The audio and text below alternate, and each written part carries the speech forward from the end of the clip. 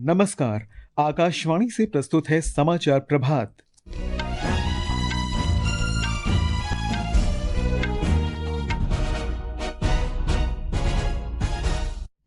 प्रधानमंत्री नरेंद्र मोदी आज भोपाल में लोकमाता देवी अहिल्याबाई महिला सशक्तिकरण महासम्मेलन में भाग लेंगे। वे मध्य प्रदेश में दतिया और सतना हवाई अड्डों का भी उद्घाटन करेंगे। केंद्र ने खुदरा कीमतों में कमी लाने के लिए कच्चे पाम ऑयल, कच्चे सोयाबीन और कच्चे सूरजमुखी तेल पर सीमा शुल्क घटाकर 10% किया। सरकार ने विमानन कंपनी इंडिगो से तुर्की एयरलाइंस के साथ विमान लीज समझौता समाप्त करने को कहा। मिस वर्ल्ड प्रतियोगिता 2025 का समापन आज शाम हैदराबाद में होगा। अमेरिका के राष्ट्रपति डोनाल्ड ट्रंप ने अमेरिकी उद्योगों को संरक्षण प्रदान करने के लिए इस्पात पर आयात शुल्क 2 गुना बढ़ाकर 50% करने की घोषणा की। और आईपीएल क्रिकेट में मुंबई इंडियंस ने गुजरात टाइटंस को 20 रन से हराकर क्वालीफायर 2 में प्रवेश किया। समाचार प्रभात के साथ मैं निखिल कुमार। प्रधानमंत्री नरेंद्र मोदी आज मध्य प्रदेश की राजधानी भोपाल जाएंगे। वे अहिल्याबाई होलकर की 300वीं जयंती के अवसर पर लोकमाता देवी अहिल्याबाई महिला सशक्तिकरण महासम्मेलन में भाग लेंगे। प्रधानमंत्री भोपाल में कई विकास परियोजनाओं का लोकार्पण और शिलान्यास करेंगे, जिनमें दतिया और सतना हवाई अड्डों का भी उद्घाटन कार्यक्रम शामिल है।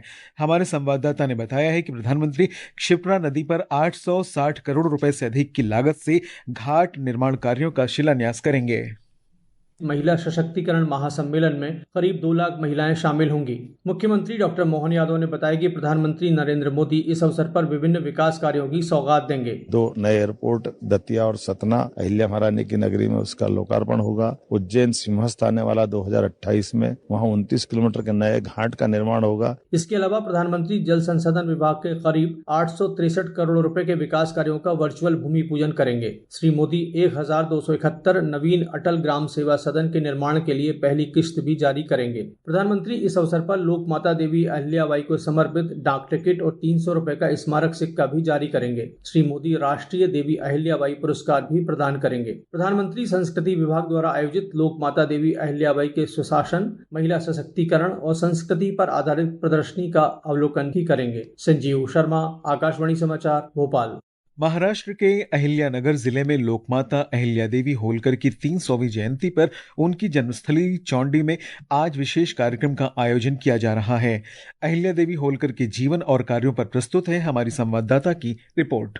लोकमाता पुण्यश्लोक अहिल्याबाई होळकर का जन्म 31 मई 1725 को अहिल्यानगर जिले के चौंडी गांव में हुआ था। अपने पति के निधन के बाद अहिल्याबाई ने अपना जीवन लोगों के कल्याण के लिए समर्पित करने का निर्णय लिया। अहिल्याबाई ने महिलाओं, किसानों, कारीगरों और आदिवासियों से सहित समाज के विभिन्न वर्गों के कल्याण के लिए प्रगतिशील नीतियां लागू की। मध्य प्रदेश के महेश्वर को अपनी राजधानी बनाने के बाद उन्होंने कई कारीगर और बुनकरों को इस क्षेत्र में आमंत्रित किया, जिससे स्थानीय कपड़ा उद्योग के विकास में मदद मिली। अहिल्याबाई होळकर का जीवन कर्तव्य, दयालुता, निष्पक्षता, जन केंद्रित प्रशासन और नेतृत्व का एक शानदार उदाहरण था। आकाशवाणी समाचार के लिए मनोज क्षीरसागर, पुणे। केंद्र ने कच्चे पाम ऑयल, कच्चे सोयाबीन और कच्चे सूरजमुखी तेल पर सीमा शुल्क घटाकर 10% कर दिया है। इसका उद्देश्य खाद्य तेलों की खुदरा कीमतों में कमी लाना और घरेलू उद्योगों को प्रोत्साहित करना है। इस संबंध में वित्त मंत्रालय ने कल एक अधिसूचना जारी की है। भारत अपनी घरेलू खाद्य तेल आवश्यकता का 50% से अधिक हिस्सा दूसरे देशों से मंगाता है। केंद्र ने विमानन कंपनी इंडिगो से तुर्की एयरलाइंस के साथ विमान लीज समझौता 3 महीने के अंदर खत्म करने को कहा है। सरकार ने तुर्की की कंपनी सेलेबी एविएशन की सुरक्षा मंजूरी वापस लेने के कुछ सप्ताह बाद यह कदम उठाया है। एक रिपोर्ट। सेलेबी एविएशन दिल्ली सहित भारत के 9 महत्वपूर्ण हवाई अड्डों पर विमान हैंडलिंग सेवाएं प्रदान करती थी। इंडिगो तुर्की एयरलाइंस से लीज पर लिए 2 बोइंग 777 विमानों का संचालन कर रही है। इंडिगो को इन विमानों के संचालन के लिए 31 मई तक परमिट मिला था। नागर विमानन मंत्रालय से इंडिगो ने ये परमिट 6 महीने बढ़ाने का अनुरोध किया था। मंत्रालय ने कहा है कि तत्काल उड़ान सेवाओं में बाधाओं के कारण यात्रियों को होने वाले असुविधाओं को देखते हुए इंडिगो को 31 अगस्त तक 3 महीने का परमिट बढ़ाने को मंजूरी दी गई है। मंत्रालय ने स्पष्ट किया है कि अब भविष्य में परमिट बढ़ाने की कोई मंजूरी नहीं दी जाएगी। समाचार कक्ष से मुकेश कुमार। ये समाचार आकाशवाणी से प्रसारित किए जा रहे हैं। ताज़ा समाचार जानने के लिए आप हमारे social media handle x@AIR News Hindi को फॉलो कर सकते हैं। आतंकवाद समाप्त करने की प्रतिबद्धता को ध्यान में रखते हुए भारत का 7 बहुदलीय संसदीय प्रतिनिधिमंडल विदेश में अपनी आधिकारिक यात्राओं के दौरान उच्च स्तरीय वार्ताएं कर रहा है। इस कड़ी में कांग्रेस सांसद शशि थरूर ने आज कोलंबिया की उप विदेश मंत्री रोजा योलांडा विलाविसेनियो और एशिया प्रशांत से जुड़े उनके वरिष्ठ सहयोगियों से मुलाकात की। श्री थरूर ने कहा कि भारत ब्रिक्स देशों के साथ संबंधों को बहुत महत्व देता है। वहीं डीएमके सांसद करीमोई के नेतृत्व में एक और सर्वदलीय प्रतिनिधिमंडल इस समय लातविया की यात्रा पर है। राष्ट्र ऑपरेशन सिंदूर की सफलता का जश्न मनाते हुए भारतीय सैनिकों की वीरता को नमन करता है। सशस्त्र बलों के प्रति सम्मान और कृतज्ञता की भावना से आकाशवाणी समाचार एक विशेष श्रृंखला प्रस्तुत कर रहा है। आज हम भारत के पहले परमवीर चक्र विजेता मेजर सोमनाथ शर्मा को याद कर रहे हैं, जिन्होंने 1947-48 के भारत पाकिस्तान युद्ध के दौरान सर्वोच्च बलिदान दिया था।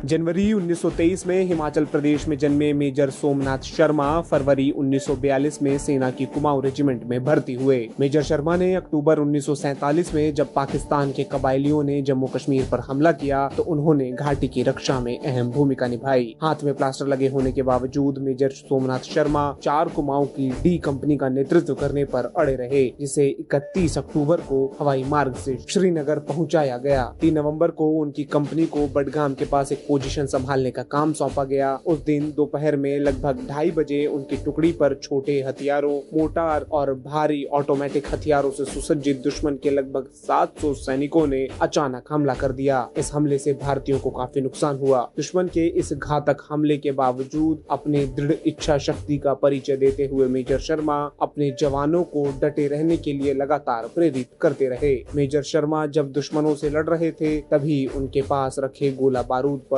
मोटार का एक गोला फट गया। इस हमले में युवा मेजर सोमनाथ शर्मा का करियर समाप्त हो गया, जिन्होंने अभी अपने जीवन के 25 साल भी पूरे नहीं किए थे। ब्रिगेड मुख्यालय को दिए अपने अंतिम संदेश में उन्होंने कहा कि मैं 1 इंच भी पीछे नहीं हटूंगा और आखिरी आदमी और आखिरी राउंड तक लड़ूंगा। बडगाम की लड़ाई में मेजर शर्मा, एक जेसीओ और उनकी कंपनी के 20 अन्य रैंकों ने सर्वोच्च बलिदान दिया। मेजर सोमनाथ शर्मा को उनके शानदार नेतृत्व और बहादुरी के लिए मरणोपरांत परमवीर चक्र से सम्मानित किया गया। सकलैन अख्तर, आकाशवाणी समाचार, दिल्ली। पंजाब में ऑपरेशन शील्ड के अंतर्गत आज दूसरे मॉक ड्रिल का आयोजन हो रहा है। होमगार्ड्स के विशेष पुलिस महानिदेशक संजीव कालरा ने गृह मंत्रालय से दिशा निर्देश मिलने के बाद इससे संबंधित आदेश जारी किया है। श्री कालरा सिविल डिफेंस के निदेशक भी हैं। ब्यौरा हमारे संवाददाता से।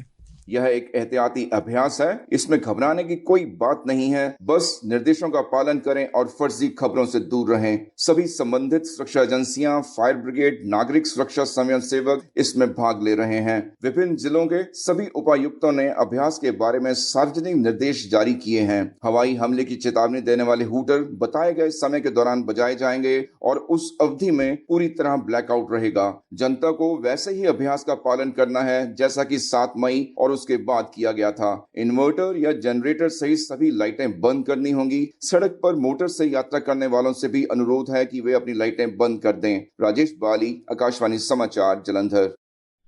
आज विश्व तंबाकू निषेध दिवस है और आज के दिन तंबाकू के उपयोग के खतरों के प्रति जागरूकता उत्पन्न की जाती है। ये दिवस विश्व स्वास्थ्य संगठन द्वारा तंबाकू के उपयोग को समाप्त करने के लिए एक वैश्विक पहल है। विश्व स्वास्थ्य संगठन के अनुसार दुनिया भर में लगभग 130 करोड़ लोग तंबाकू का सेवन करते हैं। भारत तंबाकू का दूसरा सबसे बड़ा उपभोक्ता और उत्पादक भी है। ग्लोबल यूथ टोबैको सर्वे 2019 के अनुसार देश भर में 13 से 15 वर्ष की आयु के 8.5% स्कूली छात्र विभिन्न रूपों में तंबाकू का सेवन करते हैं। विश्व तंबाकू निषेध दिवस पहली बार वर्ष 1987 में मनाया गया था। इसका उद्देश्य तंबाकू के कारण होने वाली मृत्यु और बीमारी की ओर वैश्विक ध्यान को आकर्षित करना था। इस वर्ष का विषय है अनमास्किंग द अपील, तंबाकू और निकोटीन उत्पादों पर उद्योग की रणनीति को उजागर करना। अमन यादव, आकाशवाणी समाचार, दिल्ली। मिस वर्ल्ड 2025 प्रतियोगिता का फाइनल आज शाम हैदराबाद में होगा। प्रतियोगिता में दुनिया भर की कुल 108 प्रतियोगियों ने हिस्सा लिया है। सेमीफाइनल में पहुंचने वाली 10 प्रतिभागियों में से 5 सुंदरियों को फाइनल के लिए चुना जाएगा। एक रिपोर्ट। मिस वर्ल्ड प्रतियोगिता के भव्य समापन में उत्कृष्ट प्रदर्शन, प्रेरक कहानियां और प्रतिष्ठित मिस वर्ल्ड के ताज के लिए कड़ी प्रतिस्पर्धा शामिल है। बॉलीवुड सितारों का प्रदर्शन, मिस वर्ल्ड 2017 मानुषी छिल्लर की विशेष प्रस्तुति और लोकप्रिय अभिनेता सोनू सूद को ह्यूमैनिटेरियन पुरस्कार प्रदान करना आज शाम के कुछ मुख्य आकर्षण होंगे। Top model, beauty with a purpose, multimedia, sports और टैलेंट जैसी विभिन्न चुनौतियों में भारत की नंदिनी गुप्ता सहित 16 प्रतिभागी पहले ही शीर्ष 40 में जगह बना चुकी है। निर्णायक मंडल शेष 24 का चयन करेगा। शुरुआत में शीर्ष 5 और फिर प्रत्येक महाद्वीप से 2 प्रतिभागियों को चुना जाएगा और केवल 4 प्रतिभागियों को अंतिम प्रश्न का सामना करना होगा। हैदराबाद से लक्ष्मी की रिपोर्ट के साथ समाचार कक्ष से सायरा मुज्तबा।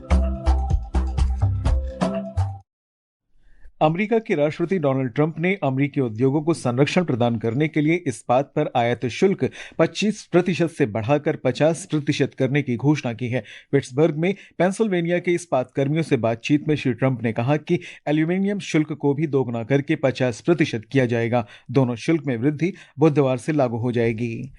न्यूजीलैंड के उप प्रधानमंत्री और विदेश मंत्री विंस्टन पीटर्स ने पहलगाम आतंकी हमले की कड़ी निंदा करते हुए भारत के लोगों के साथ न्यूजीलैंड की एकजुटता व्यक्त की है। भारत की यात्रा पर आए श्री पीटर्स ने कल नई दिल्ली में विदेश मंत्री सुब्रमण्यम जयशंकर के साथ द्विपक्षीय चर्चा की। आईपीएल क्रिकेट में कल रात एलिमिनेटर मुकाबले में मुंबई इंडियंस ने गुजरात टाइटंस को 20 रन से हराकर क्वालिफायर 2 में जगह बना ली है। पहले बल्लेबाजी करते हुए मुंबई इंडियंस ने निर्धारित 20 ओवर में 5 विकेट पर 228 रन बनाए। जवाब में गुजरात टाइटंस ने 6 विकेट पर 208 रन ही बनाए। मौसम विभाग ने अगले 2-3 दिन के अंदर देश के पूर्वी, पश्चिमी, मध्य और पूर्वोत्तर क्षेत्रों में तेज वर्षा होने का अनुमान व्यक्त किया है। उप हिमालयी पश्चिम बंगाल, सिक्किम, असम, मेघालय, अरुणाचल प्रदेश, नागालैंड, मणिपुर, मिजोरम और त्रिपुरा में सोमवार तक तेज बारिश की संभावना है। इस बीच दिल्ली और आसपास के क्षेत्रों में आज गरज के साथ बारिश होने के आसार हैं। ये समाचार हमारी वेबसाइट www.newsonair.gov.in और हमारे न्यूज ऑन एआईआर ऐप पर भी उपलब्ध हैं। और अब समाचार पत्रों की सुर्खियों के साथ है फरहत नाज। धन्यवाद निखिल। दुश्मन कहीं भी हो, हौक दिया जाएगा। कानपुर से प्रधानमंत्री नरेंद्र मोदी के इन शब्दों को दैनिक जागरण, अमर उजाला, राजस्थान पत्रिका और राष्ट्रीय सहारा ने सुर्खी बनाया है। वहीं वीर अर्जुन और दैनिक भास्कर ने प्रधानमंत्री के हवाले से लिखा है, आतंकवाद सांप की तरह फन उठाने पर कुचल दिया जाएगा। हरिभूमि और राजस्थान पत्रिका ने रक्षा मंत्री राजनाथ सिंह के बयान को सुर्खी बनाते हुए लिखा है, अगर ऑपरेशन सिंदूर में नौसेना फॉर्म में आती है तो पाकिस्तान के 4 टुकड़े हो जाते। दैनिक ट्रिब्यून ने कांग्रेस नेता सलमान खुर्शीद के इन शब्दों को सचित्र प्रकाशित किया है, धारा 370 हटने के बाद जम्मू कश्मीर में आई खुशहाली। नवभारत टाइम्स की सुर्खी है, ग्लोबल मुश्किलों में भी चमकी भारतीय इकोनॉमी, चौथी तिमाही में 7.4% की दर से बढ़ी अर्थव्यवस्था। इकोनॉमिक टाइम्स के अनुसार ऑटो डेबिट पेमेंट फेल हुआ तो देनी होगी ज्यादा पेनल्टी, नए नियम कल से लागू होंगे। पंजाब केसरी की खबर है, जजों पर अपमानजनक टिप्पणी करने वाले यूट्यूबर पर अवमानना का केस। अमर उजाला और राष्ट्रीय सहारा के अनुसार दिल्ली की वायु गुणवत्ता में सुधार के लिए ऊंची इमारतों पर एंटी स्मॉग गन साल भर लगाना अनिवार्य। और अंत में मुख्य समाचार एक बार फिर। प्रधानमंत्री नरेंद्र मोदी आज भोपाल में लोक माता देवी अहिल्याबाई महिला सशक्तिकरण महासम्मेलन में भाग लेंगे। वे मध्य प्रदेश में दतिया और सतना हवाई अड्डों का उद्घाटन भी करेंगे। केंद्र ने खुदरा कीमतों में कमी के लिए कच्चे पाम ऑयल, कच्चे सोयाबीन और कच्चे सूरजमुखी तेल पर सीमा शुल्क घटाकर 10% किया। सरकार ने विमानन कंपनी इंडिगो से तुर्की एयरलाइंस के साथ विमान लीज समझौता समाप्त करने को कहा। मिस वर्ल्ड प्रतियोगिता 2025 का समापन आज शाम हैदराबाद में होगा। अमेरिका के राष्ट्रपति डोनाल्ड ट्रंप ने अमेरिकी उद्योगों को संरक्षण प्रदान करने के लिए इस्पात पर आयात शुल्क 2 गुना बढ़ाकर 50% करने की घोषणा की। और आईपीएल में मुंबई इंडियंस ने गुजरात टाइटंस को 20 रन से हराकर क्वालिफायर 2 में प्रवेश किया। इसके साथ ही समाचार प्रभात का ये अंक समाप्त हुआ। नमस्कार।